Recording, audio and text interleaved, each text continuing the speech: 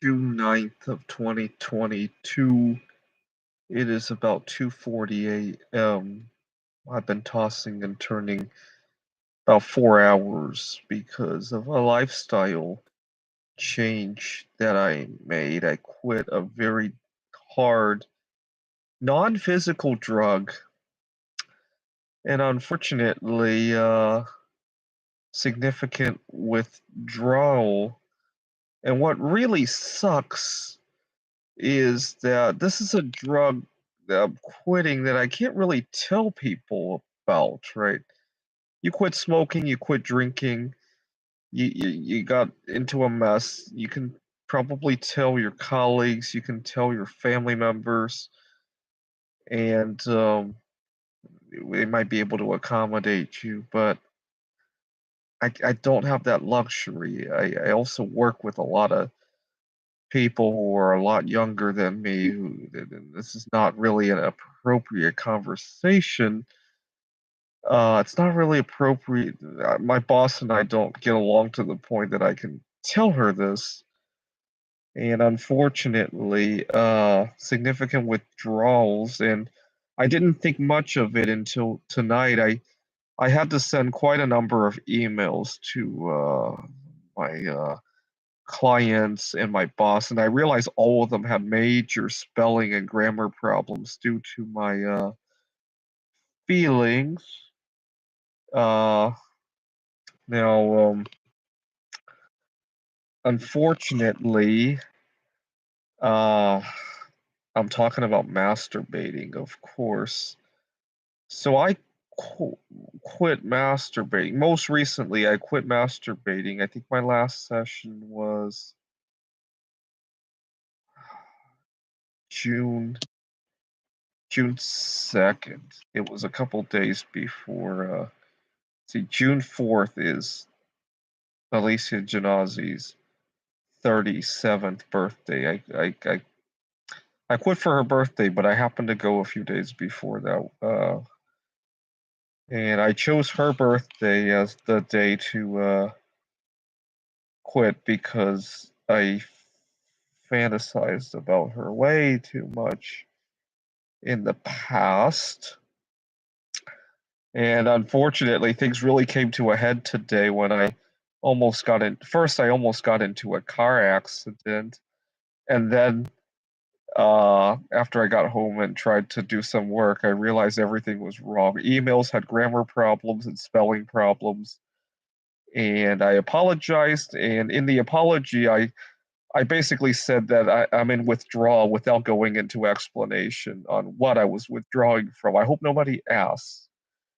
But I was thinking nobody would ask. And depending on who asks, it might be a good lead up to explain.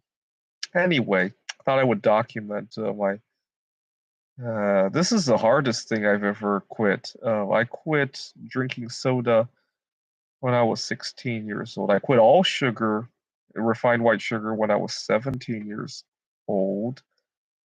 Uh, I can't remember the exact date that I quit other foods. So trans fat and MSG were some of the first things on my radar. I can't really say a date when I quit. Actually, I can't really say a date when I quit all sugar. I started reading labels. I find it very difficult to put something in my mouth without knowing what it is, and so that's probably why. Uh, with the masturbating, one thing I find very helpful is to drink lots and lots of fluids. It's very hard to even think about masturbating when your bladder is working overtime. Unfortunately, I've been drinking so much fluid that having to urinate keeps me up all night as well. Some days I drink 4 gallons of fluids altogether. Especially caffeinated drinks really help. Need to use your bladder. It just makes it impossible to think about masturbating. What else do I find helpful? Uh, I find fasting also helps. It's kind of counterintuitive. You would think you give up one pleasure, you indulge in the other. No, you fast so that the withdrawal from fasting masked up the withdrawal from the masturbating because the withdrawal from fasting is a lot less uncomfortable. And when you're dealing with that, you can't really think about missing out on masturbating. I know it sounds weird. It's kind of like using one pain to dull out another pain. Um, what else do I find helpful? Obviously, trying to sleep is very helpful, but unfortunately, I can't right now. Um, okay. Uh, the unfortunate thing is that I'm already losing a ton of weight. And if I keep abstaining from masturbating and needing to fast in order to distract myself from it, I will lose even more weight. Uh, but that's all right. I need to get off the masturbating to begin with. We can worry about weight issues later. Now, why do I want to quit masturbating? Because I would often get the urges to masturbate at the wrong time. I'll be in the middle of a meeting and I don't know what it looks like when I have the urge to masturbate. I don't want to know what other people think of me. I sometimes leave important events. Sometimes even when I'm out with friends or especially when I go on a date, right? And then the urge comes when I want to focus on other things that bring myself pleasure, right? Writing computer games, eating my favorite foods when I'm not fasting, or whatever the situation is, right? You get the idea, right? I find life to be constantly punctuated by these urges, right? Um, and or when I want to go on a long distance trip, right, on an airplane, a road trip, and you get the idea, right? It punctuates these things, right? Um, anyway, I've also read about guys who have gone a long time without masturbating. They have wonderful things happen. So, and also, I want to be in control of my body, right? I don't want some god to be pressing the remote control on when I need to eat and when I need to masturbate. I hate that. Many years ago, I would be I had vacation plans that were completely ruined by these issues, right? I was at a conference in Macau, and I couldn't find some of my opponents for a computer game that we were playing, and I ended up leaving the hotel to look for a snack that I was craving. I couldn't find it, and by the time I got back to the hotel, all of my opponents were nowhere to be found. And they had packed. They were packing up, and they're like, "Where have you been?" And that's when I realized my eating habits were out of control. Now, what was really funny was later that same week at the conference, one night I had a dream. In the dream, I was at another conference when my ex-girlfriend was there too. She studied computer science as well, and my ex-girlfriend was there with her now husband in the dream. She's not actually married, but in the dream, I thought she was married.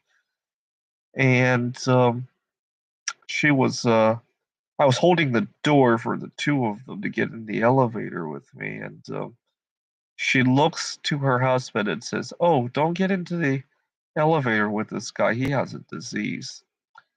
And I woke up shaking, thinking that, oh my God, my eating really is out of control. Even my ex-girlfriend thinks I have a disease. That was the impetus for me to normalize my relationship with food. I in 2020 made a resolution to normalize my relationship with food. So I did a 48-hour fast at the beginning of at the turn of the year 2020. And then 2 months into the fast, one day I go to the grocery store and all my favorite foods were sold out. So was half of the store, and especially the toilet paper aisle. And I remember I'm so glad that, I can use this as an opportunity to go on a fast. And then it also hit me, oh, that's why my girlfriend didn't want to get in the elevator with me, right? So it all made sense. I love it because it answered the question of why I had that dream in multiple ways, right?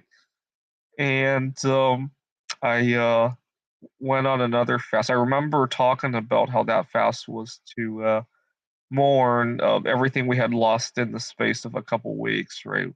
Already people were dying, people were losing their jobs, they were losing their social outings, and I remember that week I needed to mourn that, so I fasted another 48 hours. Now, unfortunately, I accomplished a lot of those early fasts by masturbating like crazy, uh, especially March 2020. I spent the whole month just masturbating, and I did write a computer program for the AI of backgammon, but in between that, you wouldn't wanna touch my computer keyboard back then, and unfortunately, it has really come back to bite me because now up until a week ago, oh my god, I'd be, I couldn't get through a meeting and all that, and these last couple of days have been ups and downs. During the daytime, I thrive on it, but at night, I can't sleep, and now I don't know what to do, and, I made the mistake of coming back to my car to try to work with the emails, and, maybe I should have gone somewhere that, well, it's hard because we're still, limited hours and all that. Uh, anyway, alright, long story short, withdrawal hit me hard today. I almost got into a car accident, and I tried to get some work done, but then I realized that too many emails had too many issues, and I tried to correct them and made it worse. One email I had to send 3 times to get it right, and what really hit me hard is I couldn't even explain what I was going through. I just said, "Apologies for the 3rd revision. I'm going through withdrawal," and I crossed my fingers that my boss isn't gonna ask what kind of withdrawal we've been talking about, or some of the students that they had to email. Thanks for watching.